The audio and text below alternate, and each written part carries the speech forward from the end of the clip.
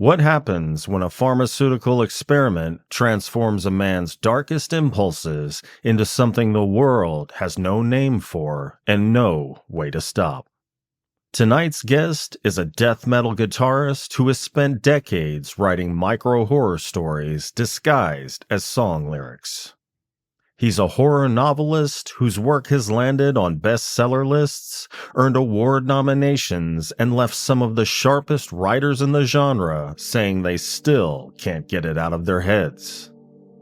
This is the Dark Mind Podcast. If you enjoy the show, please support it by subscribing to my YouTube channel. Your support helps keep the dark conversation alive. So without further ado, I give you Jeremy Wagner.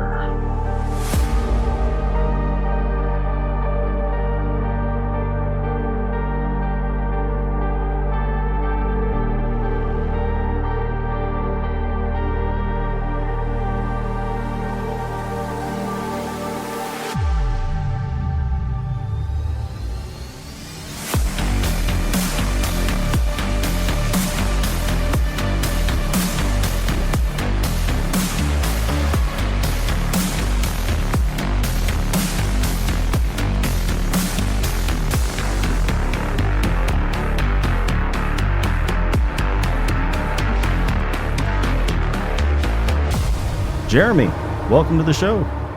Vincent, good to see you. Thanks for having me. Absolutely. Thank you for joining me on this 19th day of February 2026.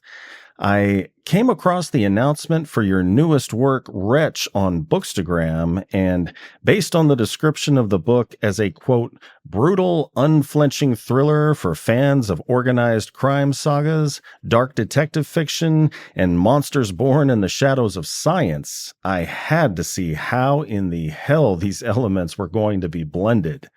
What I found was a crime thriller complete with a mob boss, social media influencers, a hard-boiled detective, and a man who was destroyed but then rebuilt himself into an apex predator. So thank you for joining me on the show today to discuss this unique, boundary-defying work. Yeah, thank you. Appreciate you having me on. And everything you said about Wretch is on point with that synopsis. This is the first time that I've mashed up genres, if you will.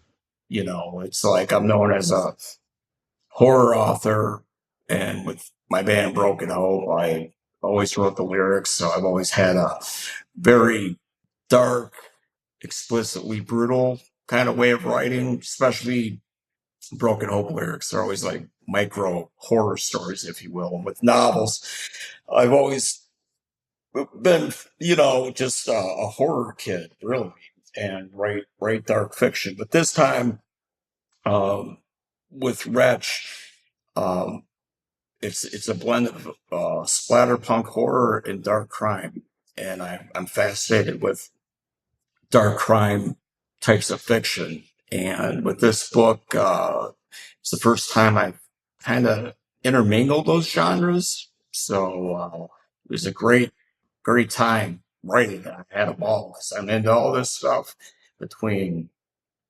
protagonist, who's a Chicago police detective, the outfit, which is what the Chicago mob has always been called, the outfit, the Chicago outfit, and the horrors of Big Pharma. And it all just kind of came together. So Wretch is coming out next Tuesday, as I'm talking to you today, on the 19th, February 24th. So it's been a long time coming. Absolutely. And to kind of expand on that synopsis, it takes place in Chicago, which is baking under a record-breaking heat wave, and somewhere in its streets is Derek Hoffman, a sociopath whose body and mind have been rewritten by an experimental drug called LIBIDONAL, turning him into something no one has a name for and no way to stop. Coming at him from two directions are Detective Donnie Lynch, a cop trying to make sense of a killer that breaks every rule he knows, and mob boss Tico the meat grinder Tortellio, a man running on pure grief and vengeance. Two men, one monster, and that is where the story begins.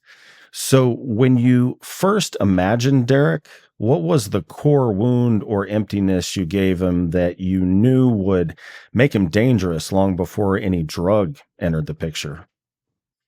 The characters in this book, from Derek Hoffman to Detective Donnie Lynch to Tico the meat grinder Tortellio, are all loosely based on people or things I've experienced. And one thing writers are told are, you know, show don't tell is one, and in this case, write what you know. Write what you know. Writers are kind of taught that early on when you're a fledgling writer. You're urged to write what you know. So specific to your question about Derek, there was a guy that kind of planted that seed a long time ago in the 90s. I knew this amateur wrestler. So imagine like the WWF, WWE, all that stuff is like major league stuff, like baseball. And then you've got like minor league wrestling, underground wrestling, amateur circuit stuff. So this guy I knew in real life was an actual amateur professional wrestler. And he was probably 6'1", took steroids, was super muscular, and he was also super violent, had a hair trigger temper, roid rage kind of stuff. And I knew that guy when I was like 20, 21. And he lived in the burbs where I was from in Chicago, the Chicago burbs up north. I never forgot this guy. I was just like, this guy's out of his mind. I remember him like, I hung out with him a lot with some mutual friends and stuff. And, he'd shave his body from head to toe. He'd tan. And his girlfriend would shoot him up with steroids at his butt cheek, and he'd take oral steroids. And, I'd see him get in fights and just like beat the hell out of people in bars and stuff. And it like stuck in my head. And with any story that I write, it always starts with like a what if thing. And with Derek Hoffman, being loosely inspired by this guy that I, crossed paths with back in the day, when it came to writing Wretch, certain seeds of what if were planted, and one of them was Derek Hoffman, because of that guy I knew. And it was like, what if a guy like blah blah blah enters a pharmacological research program, and that experimental drug that he takes really sets him off the rails. So that's kind of where it came from, was not having that experience and that whole what if thing. And I have an overactive imagination. I mean, I pick up a box of, Rice Krispies and make something horrible out of it. Like, what if, Snap, Crackle, and Pop got their hands on some machine guns? You know what I mean? It was like, that's kind of like where Derek Hoffman came from, really, I did a lot of research too on steroids and how they affect people, and that whole body culture kind of thing, body horror. I was like, just thinking about, as I did this research more and more, I thought more about that guy I knew. And it's like, wow, like that stuff is real. Not just, you can read about roid rage and how bad steroids are for the human body and side effects, and then what they do to your body, that whole, again, that body culture with bodybuilders and wrestlers and others. It was really interesting. And it actually, to me, the more research I did on it, the more horrifying it became. And that just started weaving into all these other storylines and what ifs again. You know what I mean? Hmm. Yeah. So the novel weaves together, as we were talking about, and as you mentioned, a cop, a mob boss, and a chemically altered killing machine, all converging in one of the hottest summers on record in Chicago. So I was curious specifically about the heat wave. What did that do for you as a storyteller that you couldn't get with a more neutral setting? With Chicago, which Chicagoland is where I'm from, and I had never really done a novel in Chicago. My other novels took place in, other other parts of the country, if you will. And I've written a couple short stories that took place in Chicagoland. For this one, I really wanted to do something in Chicago and relevant to the heat and the characters and the whole write what you know thing. They all lined up perfectly. And before the interview, I was telling you, Vincent, how I do the snowbird thing. I tell people all the time I was born in the wrong climate. I was not cut out for ice and snow. I just do not like freezing cold weather. So but I'm down in Miami Beach now about 6, 7 months of the year. Always in Chicago during the summer. And in summer, uh, with anyone that doesn't live in Chicago, you might hear about Chicago being really cold in winter, which it is. It's absolutely freezing. And Lake Michigan makes it 10 times colder, being right on the lake. You get lake effect snow and all these freezing temps. And then in summer, it's like can be excruciatingly hot. And annually, many people die from the heat in Chicago. Unfortunately, a lot of old people who don't have AC and whatnot seem to be predominantly the victims of heat death, if you will, in Chicago summers. So, setting the Wretch up in Chicago and thinking about that heat and personally writing drafts and revising Wretch during summers while I was there, it kind of just came naturally, to have the hottest days on record in Chicago. That's like a real thing in Chicago. So, again, it's, write what you know. And for me personally, and I just wanted to add that the extreme heat of a Chicago summer to the extreme things that play out in Wretch, if that makes sense. And very extreme they were. Yeah. Yeah, my father was from Chicago, and we'd go there all the time in the summer, but I have never experienced a Chicago winter. Yeah. Yeah. You're lucky. You ain't missing anything, Vincent. Sounds like. Chicago in summer is beautiful, man. I love it. And my heart is in Chicago. But the winters, been there, done that. Well, you've called Wretch a Frankenstein meets the Godfather mashup.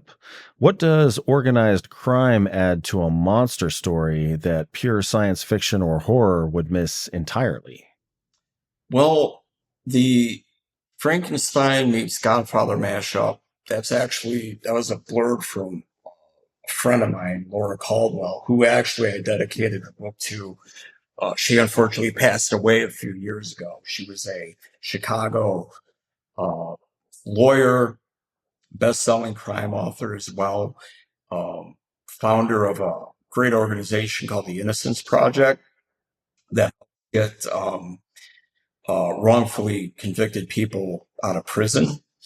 And she was an early reader of mine, and she gave me that blurb, and she's like, "Yeah, this just things like Frankenstein meets the Godfather." And I'm like, wow, that really sums up Wretch pretty well. And I'd like to use that as a blurb. So she wrote me a blurb using those words because that was her legit takeaway, along with, I think her other part of the blurb was like really hitting the nail on the head through what it's like to be a Chicago police detective. So with that, that's what I was talking about with, putting a couple different genres, if you will, together, not intentionally like going in thinking, okay, I'm going to write a horror splatterpunk novel and, make it that and dark crime. It just happened that way based on the characters. But, that said, the way things play out with Wretch, Frankenstein is a man-made monster, as we all know. Dr. Frankenstein created Frankenstein the monster, and that's Derek Hoffman to a T almost. But he's a man-made monster via the chemical way or the drug way, if you will, with LIBIDONAL, this experimental ED arousal drug that isn't FDA approved yet. And, he's part of this pharmacological research program. And in the Godfather part, I've always been really fascinated with organized crime. And Chicago, has a hell of a history with organized crime going back to Al Capone to even now. The Chicago outfit, aka the Mafia, is still up and running. They're still pulling strings and whatnot. And I've always been fascinated with that. And when I say organized crime, it's not just Chicago. It's also like, the five families of crime in New York, the Gambinos, Lucchese's, on and on. And the Godfather, for me personally, the novel by Mario Puzo is one of my favorite novels. And the movie, it goes without saying for me, it's one of my favorite movies. So when Laura Caldwell summed it up that way, and I thought, yeah, that's actually dead on with like what Wretch is about. Those are things I draw from that I'm interested in. And again, it's one part fascination with these subjects and also my own imagination, if you will, that created that. Well, I guess on some platforms where it's sold, Wretch is tagged as splatterpunk. Is that correct? Yes. So tagged splatterpunk, but it also leans into the crime and mafia world. So how do you reconcile the need for visceral graphic violence with the kind of psychological work that crime fiction demands for the reader? I like to, the whole line I mentioned earlier for writers, the show don't tell. I like to tell a great story, but I also like to show through the point of view of a character's eyes what's going on, what they see. And in Wretch, some of the things that Derek Hoffman does that other characters' point of view takes in are explicit. You can read a newspaper and say you read about a car accident and it'll say, two people die in a car accident and whatever. And it's very succinct and whatnot. With me, it's like two people got in a car accident and this is what actually happened to them physically. One was decapitated and the other had their limbs ripped off and they both burned up as well. I wove that, and that's splatterpunk. Splatterpunk is that explicit graphic detail, if you will. And on the crime side of things with Detective Donnie Lynch, when I was writing his character, I did a lot of interviews with a retired Chicago police detective named Peter Kokonis. And Peter had served with CPD, I think for 30, 35 years, maybe. And he did everything he'd think of, from being a beat cop to being a detective, internal affairs, gang task force, going undercover with organized crime figures and whatnot. And between interviewing him and doing ride-alongs, like where he used to go, again, he's retired, so it wasn't like I was on a ride-along with him. I've done ride-alongs with actual cops in their cop cars, but Peter and I would meet up and he'd show me areas of the city I didn't even know about. And I really got a new perspective of that point of view of a Chicago cop or police detective. And when you talk about that psychology, I really got a clear picture on the psychology of being a cop. Things that aren't in Wretch, like, say you were a police officer and you're out doing your job, clocked in, you might see, or you will see, some of the most horrific things that humans do to each other. And they come home, and if they have a family, like Peter Kokonis and some other police officers I've known over the years, they have to mentally switch that off, those things they saw, when they come home to their wife and kids. And it's kind of like, I'm also fascinated with World War II, and it reminds me of World War II veterans I met. A lot of them don't like to talk about what they've seen or what they've done.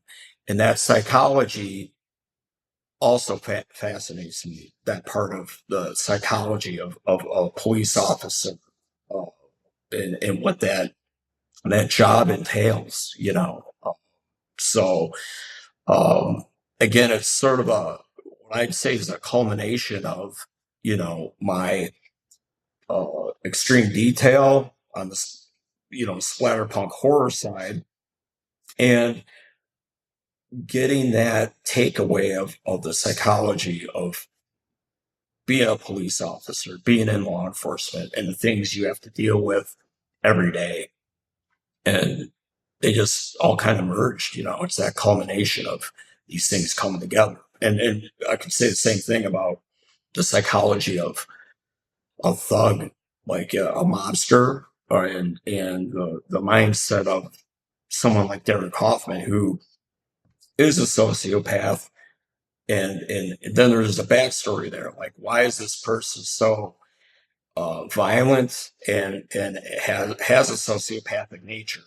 Abnormal psychology is another subject I'm into, and that, again, it just all kind of came together with each character, their distinct points of view, what they do, where they came from, their backstories, to the now, and how they all end up crossing paths in Wretch. You get all that, and the detail, the research, and the points of view are always important to me too, because I write for myself. These things are things I'm interested in, but I also have the reader in mind. And if somebody is reading Wretch, say I was writing about a podcast host, Vincent, and you were reading Wretch, and you're like, man, this guy doesn't know what it's like to be a podcaster and what it means to set up all the technical things like microphones and get everything ready and the editing and whatnot. Even though it's fiction, and a lot of authors who don't do a lot of research take liberties and, write what they think is right. For me, I'm obsessed with the research, and I want to try to get it as right as I can, even if a reader was never a police officer, or a mobster or anything. They might not know that I got it right or not, but someone that is in these worlds, who reads it, it feels good to hear feedback when they say, you hit the nail on the head, like Laura Caldwell did. And Peter Kokonis too, he read Wretch. He says something to me like, mind you, I'm 55 going on 56. So Peter's probably heading towards 80. And so he's like, you know what, boy, I'm proud of you. You got it right, man. You really, everything I told you about being a CPD officer, you actually cared about and you got it right. So getting that kind of feedback, Vincent, just makes me really happy too. Aside from, again, me writing for myself and, enjoying telling a story and getting it on paper. I do like to get these things right and try to get it as factual as I can. Yeah, I feel like even if somebody, whatever you're writing about, like let's say it's a police officer in this instance, I think even somebody that has never been a police officer, so doesn't technically know what's real or what's not, when they hear something that's well researched, I think they can tell it that it is accurate. Like it just kind of smacks of truth, or I love to use this word, verisimilitude. Yeah. It just they can just it's just got a feel and if you use common sense, it's got a feel and I don't know how to describe it, but you're like, you know what? I don't know if this is true or not, but it sure seems like it's accurate. Right. And with that, Vincent, there's a fine line I walk too. It's like the research and getting the facts right is one part important to me. And I also really enjoy the research. I always learn something new, whatever I'm writing about, where I cast a character in a role, or their career or whatever is something I'm not familiar with. I like to do that research, get it as right as possible. But the fine line that I walk is getting it accurate and as right as possible, but not making it like a total, what I call info dump, where it's so much for the reader. Like, if anyone tuning into this show has ever read Tom Clancy, he got away with info dumps. And probably because when you're the biggest gorilla in the room, you can do whatever you want. Tom Clancy, he was a huge, super popular author, and if he's writing about a military aircraft or a submarine, he would break it down to like the rivet. Like this is what goes into making this and why this sub and whatnot. And you got like pages and pages of that stuff. And for me, I like as a reader, some of that stuff's interesting, but to a lot of people, they don't care about over excessive detail. So kind of like my attitude is like, I want to get it right, but I also have this, like, the great Elmore Leonard, who I love, crime author, rest in peace. His work was like so page turning, and he, I think, said in an interview that someone asked him, like, how do you keep your work so streamlined and page turning, and there's nothing there that is overbearing. And he said something as simple like, I cut out the boring parts. That's my attitude. I just, want to get it right, but I don't want to info dump on a reader either. Yeah. Gotcha. Well, one of the pursuing characters in pursuit of Derek is Tico the Meat Grinder Tortelio. He's portrayed as a mob boss on a vendetta for his daughter.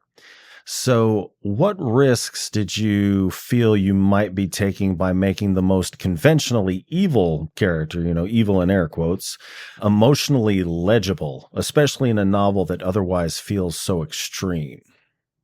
That comes from me wanting to take antagonists and showing that there's an actual human there. I like to make them, even if they do horrific things, there's a reason they call Tico the meat grinder, because that's what he has done to people over his career, escalating up the family chain to become the mob boss.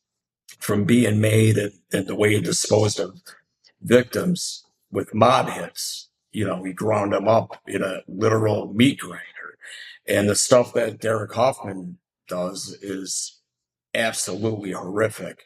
But rather than just having a trope or a candy coated villain, I like to give them layers and go deeper with their backstories and what they care about. And in that, there's some things where with stories where if you think of a villain that you care about, like for me, Red Dragon by Thomas Harris, Francis Dollarhide, I really felt sorry for him. And he was a complete psychopath and killed people in horrible ways. But there are these layers there. These are people that came from somewhere. So in Tico's case, the Tortelio crime family is something he was brought up in. It's his livelihood, but he, like any normal person, has a family. He's got 2 twin boys and a daughter and a wife who he loves more than anything in the world. And that's where he's vulnerable. So if anything happens to his immediate family, that could hurt him. And that's where, as tough as nails as he is, you can see little cracks. And for the people tuning in, no spoilers, but what happens to a family member or two, you see that. Call it a heartfelt, compassionate side to him. It's because he's a family man. And the crime family leadership role he's got, that's his job. And that's not to say like he goes and does, you know, all these criminal activities and then goes home for dinner and, you know, everything's hunky dory. There's a part of his nature, of course, that's evil, but he likes that. He embraces that brutal side of his nature, you know, but again, he's got layers. So there's more to him than just being a mob boss and a cold-hearted thug. He actually does have emotions. And same with Derek Hoffman, the way he was brought up and his backstory was very brutal childhood upbringing. And these are things that molded these men, these characters in what they are. Even with Donnie Lynch, the good guy protagonist, his father had been a detective and he grew up with his father, you know, being the breadwinner, being a Chicago cop and detective. And that shaped him, as did other things in his life. So I like to add those things to characters to show a different side. So like when someone's like, you know, if you read the synopsis to Wretch, someone could ask without reading the book, that Tico, the meat grinder Tortelio, sounds like a really cold-hearted bastard. Just the name alone, he's a bad guy. That's true. He is a bad guy, but read the book and you might actually, in an effed up way, be endeared to him. And when I think of the Godfather novel as well, the backstory of Vito Corleone and him being a real family man, family came first, like not the crime family with my air quotes, but his actual bloodline, the immediate family. That's the most important thing to him. Family is paramount, his children, his wife, all that stuff. So these are super flawed humans, but they're still human. Well, it goes the same with Derek Hoffman about there being, you know, he came from somewhere. There's a reason he does these things. But when you write a character who is, I mean, for all intents and purposes, at least in the story, is twisted beyond recognition, how do you keep the reader oriented inside the character's head without accidentally excusing what they do? It's all about that character point of view. I try to keep it super, super tight. If you read a book that's got multiple characters and those chapters have a character point of view, that for me needs to be super tight and have a perspective for the reader where you're in that character's shoes. And when you're in Derek Hoffman's point of view and you know where he came from and you read about these flashbacks he has in real time when he's thinking back to when he was a kid, things he went through. I like to keep that point of view on a level where the reader, you feel like you're not only in his shoes, you're in his head and you're experiencing his thoughts, what he's thinking about, what he's seeing, smelling, doing, everything. And when I do my best to pull it off the right way, where that character, to your point, does things that are inexcusable, you also grasp why they're doing it to a certain extent. Even though it's not excusable whatsoever, you really understand a bit of why he's doing it. You know what I mean? Yeah.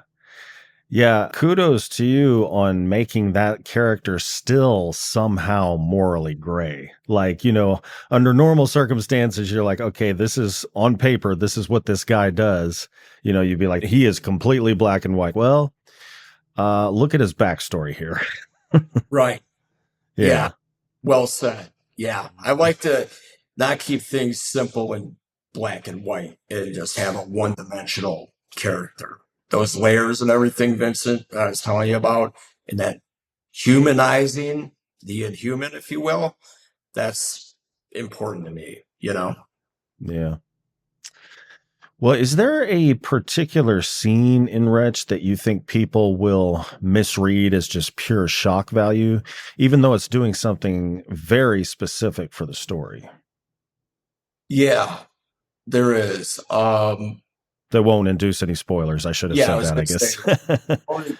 I was just going to say, I don't want to spoil anything, but the scene where Derek, on his journey through the hot and bloody streets of Chicago, winds up basically in this bordello of sorts, this whorehouse, basically. It's what goes down in there between Derek and a prostitute and a pimp, I think, is the one scene that comes to mind first and foremost. That would, for a reader, would be like, holy shit, that's over the top.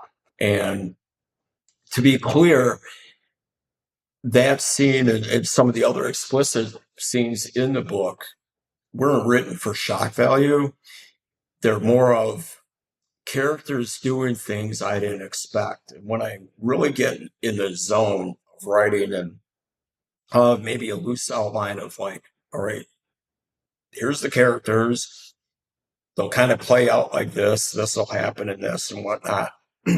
It's kind of like a loose roadmap. But once I'm kind of following that roadmap and I get in that zone, I'm channeling.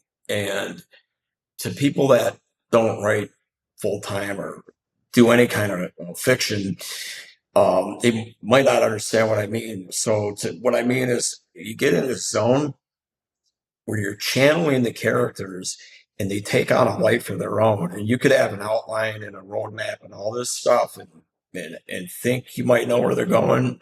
And they do things that surprise you. So like that particular scene just played out between one of the primary antagonists and a couple of other, B characters, if you will, the prostitute and the pimp, who happened to unfortunately cross paths with Derek Hoffman on that day. That just happened. But that scene I would say, is the one that sticks out as far as definite splatterpunk level graphic nature in the detail and what happens. But again, to underscore, wasn't written to shock.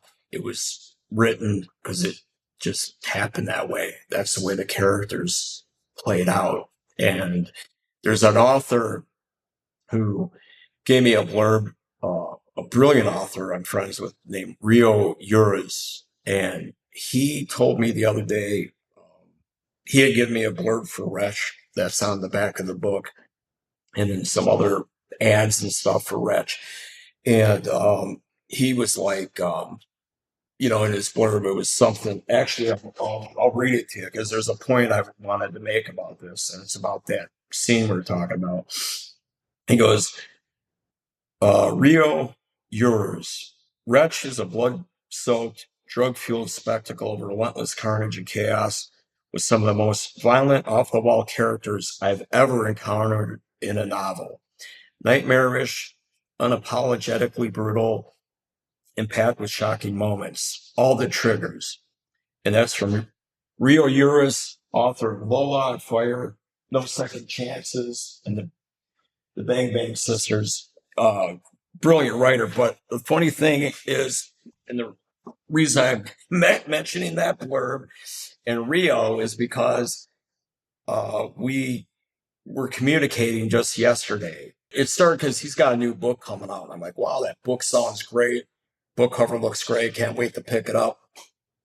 He's like, I'm paraphrasing, but he's like, hey, thanks, brother. I really appreciate it. He's like, I got to tell you something. I see Wretch is coming out next week. And I remember reading it back before I even had advanced reading copies. I sent him like a PDF of it. And he's like, that book still haunts me. And there's a particular couple scenes, like the one I just mentioned, and other things with other characters that he goes, that just, I can't get out of my head. And you're talking about, he read this like last year, a year ago, like before the final draft, things are polished and on their way. So when he told me that, Vincent, that really, one, meant a lot to me actually, because it's like, wow, I really hit home with these characters in these scenes. And then part of me felt bad because I could tell by his tone that, also like might give him, nightmares, and like it got under his skin. That's the perfect way of saying it.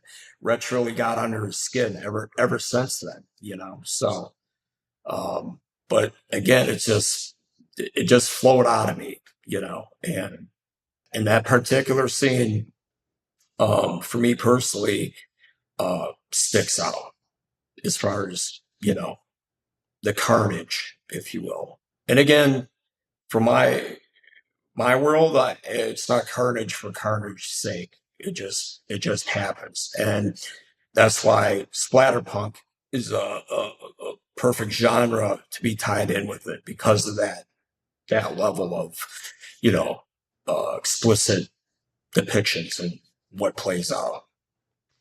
Well, when you combine Big Pharma themes with a monster narrative, how do you decide what the quote monster really is?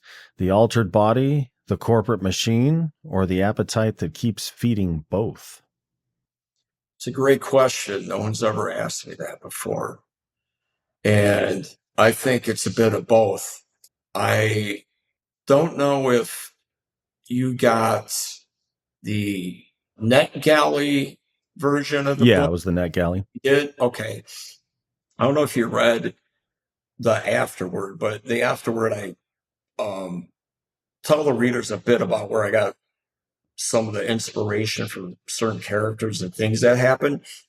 Like I had mentioned, the inspiration for Derek Hoffman from that off the rails kind of psycho amateur wrestler I knew back in the early 90s, to Chicago police detective Peter Kokonis. Big Pharma was an inspiration to me on a real life level, because back in the 90s, and this is relevant to that afterword I mentioned in Wretch, where I talk about this idea of Big Pharma and these characters. In the northern burbs of Illinois, there's a corporation called Abbott Labs, and they're one of the biggest pharmaceutical companies on the planet. And they used to do, and I imagine they maybe still do, pharmacological research programs. And when I was in my 20s, I was on their mailing list, and I would get letters for these programs because they paid a lot of money, like to be a human guinea pig, basically. And I remember this one program I got to apply for. You'd have to be at Abbott Labs for a week. You know, you do a physical, they check you out, they approve you, and they're like, okay, you're going to be in this program, and we're going to give you it's for this drug, and they give you a description of what it is. You know, it could be heart medication or, you know, something else. And in the program, you don't know if you're getting the real thing or a placebo, and the whole time you're there, it's kind of like a dorm setting. You can watch TV, read, and, you know, every couple hours you're getting, here, take this. And then they ask, you know, later, how do you feel? You know, the doctor sits you down and sees if there's side effects or anything like that. And, you know, that's all for these companies, whether it's Abbott Labs, Pfizer, or whatever, to get FDA approved so they can release these things on the market. But before they can, they got to, you know, try stuff on humans outside of, you know, mice and monkeys. So that was another seed planted in my head from way back then, because I gone into that program and that whole what if thing came up again. Like years later, when I was thinking about Wretch, what if this guy went into a pharmacological program like I did, and it was for this fictional company like Abbott Labs called Pathos Labs, and the drug that they wanted to bring to the market happened to be an ED arousal drug like Cialis or Viagra. And what would happen if something went awry? So having that experience in that program, and also through research with some drugs that are on the market that were actually made for other reasons, I found fascinating. For example, I remember there was this crazy drug that some company had come up with that they wanted to test on people, and it was supposed to like help people who wanted to like be tan, right? Like people go lay out in the sun or go in the suntan. This pill would help you be tan. And then, but what happened, the side effects from the thing, it didn't really make like light skinned people darker. It either turned them on or gave them a euphoric feeling. And they were like, oh, wait a minute, this didn't start out the way we thought it would. Let's focus on this with our, you know, lab techs and scientists, and we'll make it into this. I found that fascinating. So, that said, because of my experience in that pharmacological research program, to research I did on Big Pharma and these things happening, I think that there's two monsters at play. One is Big Pharma is a monster. Could almost be Dr. Frankenstein with Wretch, because Derek Hoffman becomes this monster who was, sure, he's a sociopath and, you know, a raging maniac, but he wasn't a brutal murderer. He wasn't a complete psychopath by any means. But that libidinal drug gave him not only some crazy side effects, as you'll read, physically, but mentally, the hallucinations and the just primal urge to, you know, kill and defile any living thing that crosses his path. That experimental drug is what sent him over that edge. So That's a really brilliant question you asked, Vincent. I like that one because Big Pharma, the horrors of Big Pharma. Big Pharma and Derek Hoffman are both monsters, in my opinion, with that Yeah. question. Yeah. Yeah.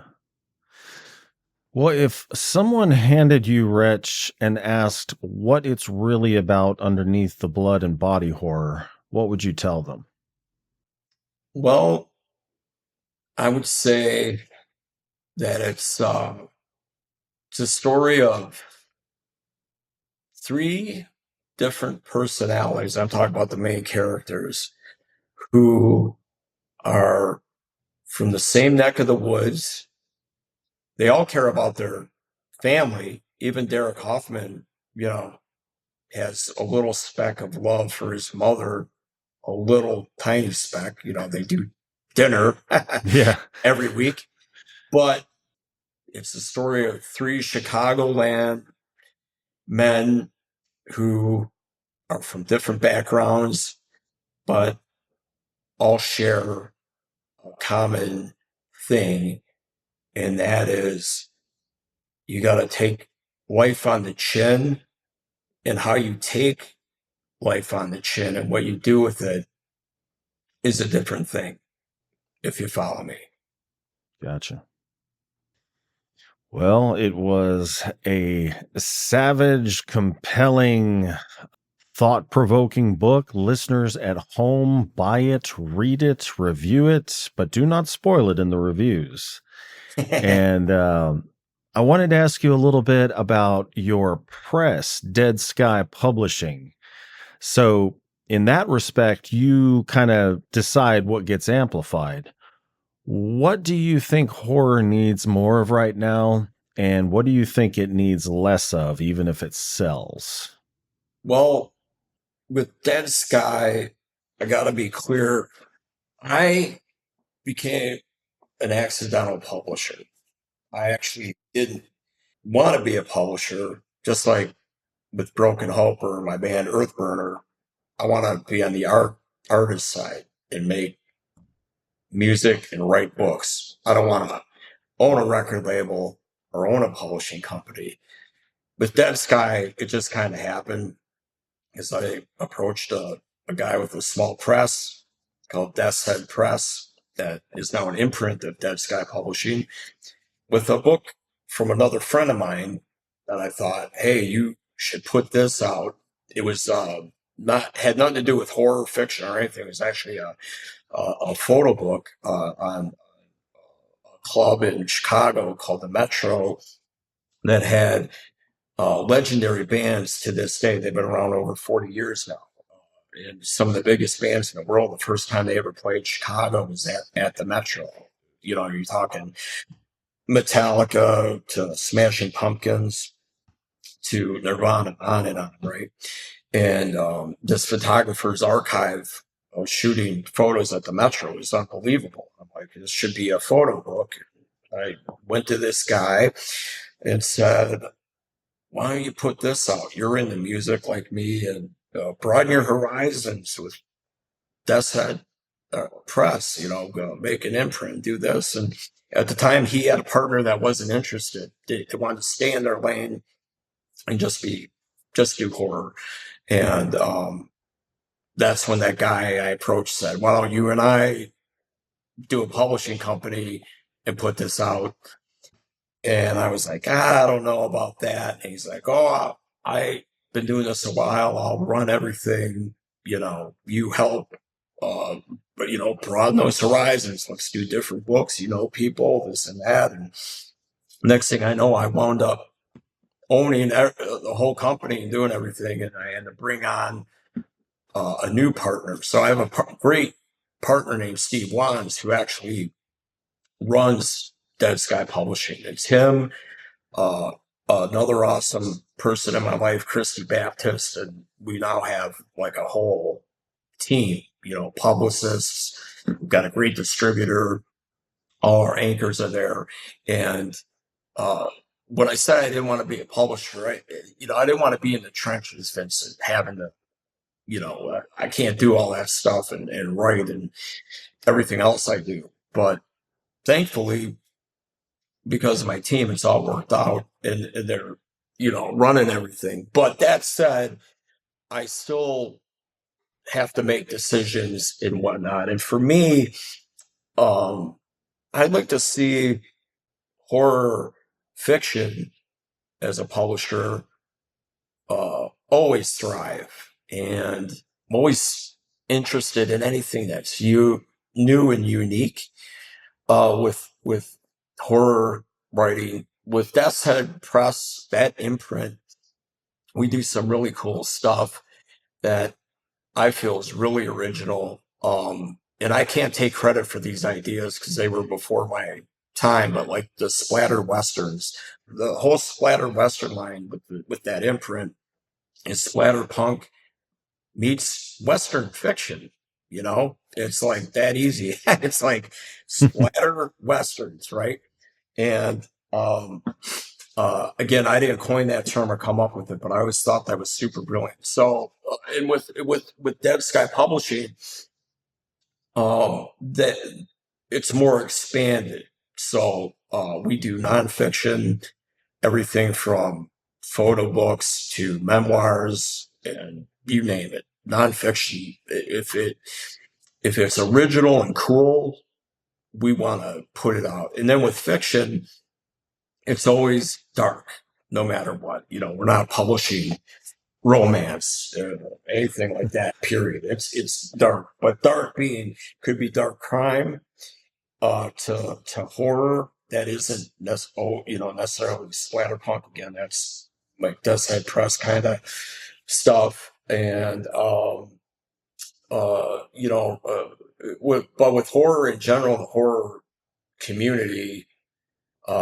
What I'd like to see more of is more original, unique voices coming out.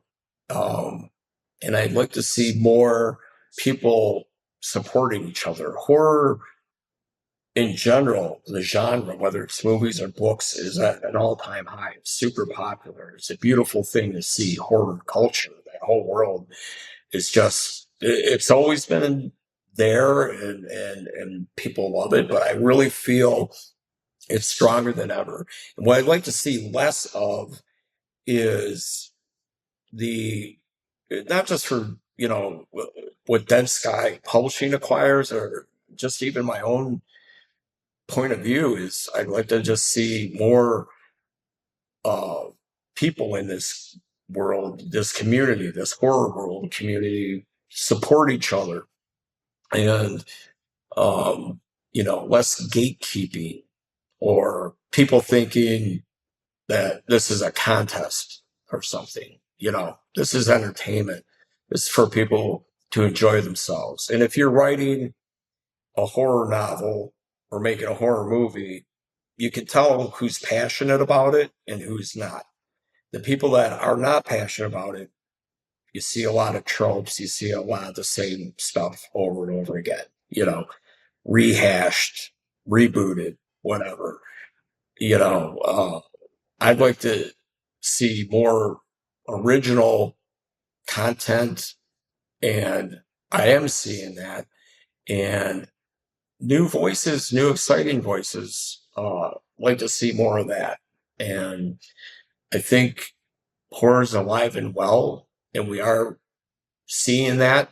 Just, if you ever want to go through our slush pile, anytime, Vincent, you can read all our submissions and help us pick it out, because we get a lot of submissions. And when you go through and my team goes through to find something, and they're like, "Hey, we got something really cool here. That's really exciting." It's a great feeling, and that's passion. That's what I'm talking about. Well, passion for my team, who are passionate about a specific book that lands on their desk, or creators being passionate, whether it's our comic book and graphic novel line, whether the artists and writers for comics and graphic novels to horror novels and novellas. I like seeing it. I like to see, and I can see, because you know it when you read it or see it, that they're passionate about it and they're not doing it just to do it, if that makes sense, you know? Yeah. Well, speaking of passion, I read that you've built one of the largest private horror memorabilia collections in the world, and that it actually rivals people like Kirk Hammett and Guillermo del Toro. Oh, I can't touch their collections. I have a couple of in-home museums, if you will, and I do have some screen and production used items that are pretty legendary, and then a bunch of miscellaneous stuff. And the collection is quite substantial. The two main ones are John Carpenter's The Thing and Jaws, as far as my museums at home and those collections. But then I've got a bunch of other miscellaneous things from different movies and stuff that's just horror memorabilia that wasn't ever, like used as a prop or anything in a movie. There is a lot of horror memorabilia, but Kirk Hammett and Guillermo, they are next level. Yeah. I've been to years ago. I was at Kirk Hammett's house. I mean, he's got his poster collection is probably one of the most legendary in the world. It's like on a level you wouldn't believe. You're talking rare horror movie posters that some are like just like one sheet in the world that is known to exist. Like I think like The Mummy, for example, is one. And Guillermo del Toro, his collection is really amazing. He did an exhibit some years back, maybe 5 years ago, 4 or 5 years ago. He did an exhibit, and he had some creatures made for his exhibit. So like Pan's Labyrinth, which my wife and I really like, and those life-size replicas he had made for this exhibit. Mind you, they're not like screen used or anything, but they're dead on replicas. After the exhibit, he auctioned those off. So like I've got a Guillermo del Toro connection because I've got what's the guy's name? The faun from Pan's Labyrinth, the guy with the horns, and the Pale Man from the movie, life size. So in a way, I almost got a little Guillermo del Toro connection because of my wife, and I love his movies and his aesthetic, whether it's Frankenstein or Hellboy and Elvis. Like he's awesome. But I digress. That my collection is pretty big, but those guys definitely on another level. And I'm all for having the biggest horror memorabilia collection in the world. Believe me, I'm always working on it. Just ask my wife. She's like, "What the hell did you buy now, dude?"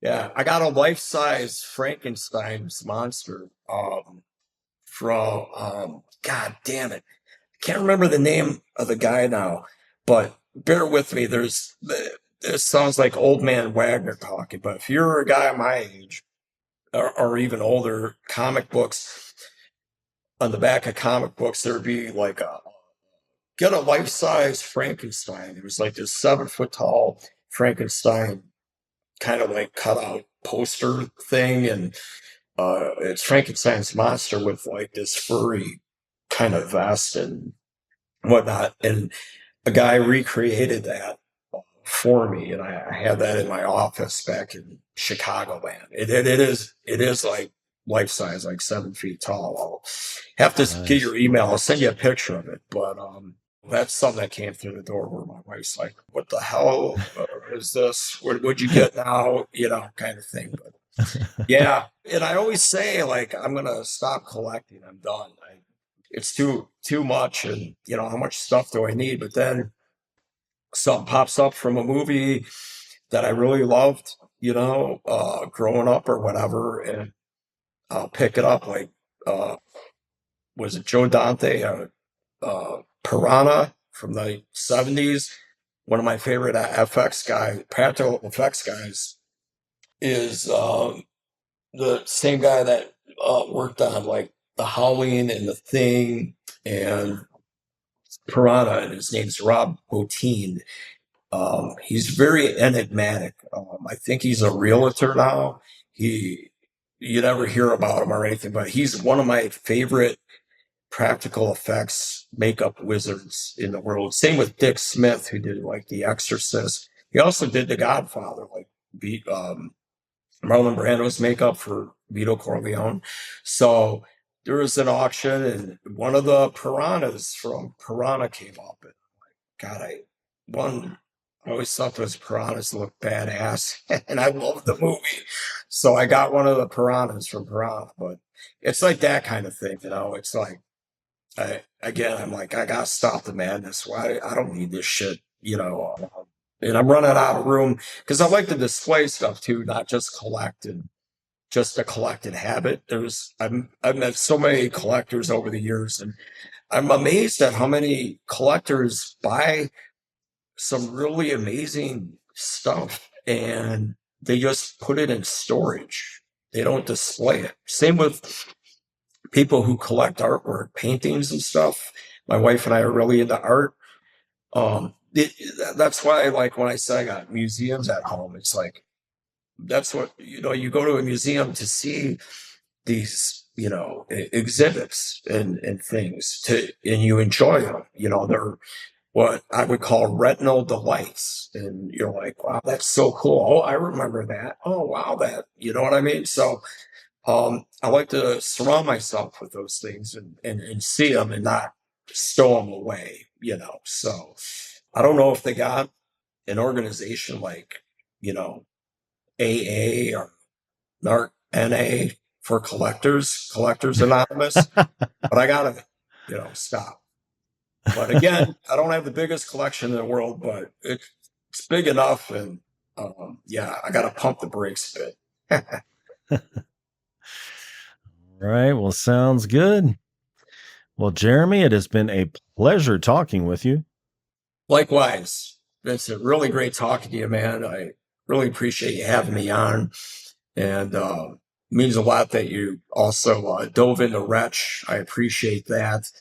And this interview, I got to tell you, I've had a lot of press days, and you really asked me some really great questions. And as an interviewee, I appreciate that. And man, I salute the Dark Mind podcast and you, and I appreciate you having me on. And again, for the Wretch chit chat today means a lot to me. And thank you for everything.